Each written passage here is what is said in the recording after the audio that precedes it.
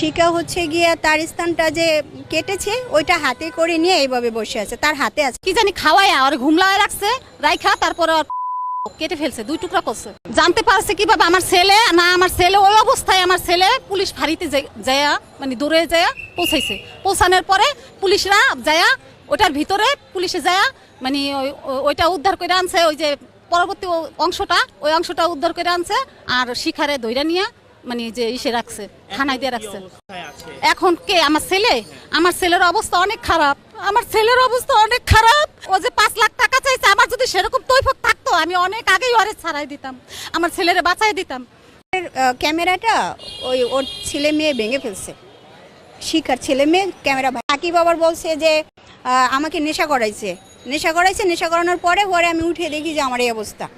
আর কে ছিল ওইখানের এলাকার লোকজন নাকি কেউ এসে ধরও নাই ওরে, মানে ও চিকরাইছে, কান্নাকাটি করছে। নিরিবিলি জায়গা না, পাশে তো মানুষ আছে কিন্তু কেউ, ও ডাকছে, অনেকের ডাকছে, ওর আর এক হাজবেন্ড যা আছে, যারা আছে, ওর ছেলে মেয়েও বাসায় আছে, কিন্তু তারা কেউ আসেনি। আর ওর পুলিশে যদি 8-10 মিনিট পর যেত, মানে ওর রক্ত যেতে যেতে ওরে বাঁচানো যেত না। পুলিশ আর কি এইভাবে কথা বলবো যে পুলিশ আছে, আপনারা শুনে নেন। ওই যে পরে শিখা আমাকে বলছিল কয়েকবার যে আপু আমি আসলে যদি ওর সাথে যদি আমি সংসার করতে না পারি তখন কিন্তু আমি ওকে ছাড়বো না, তাহলে কি করবো, আমি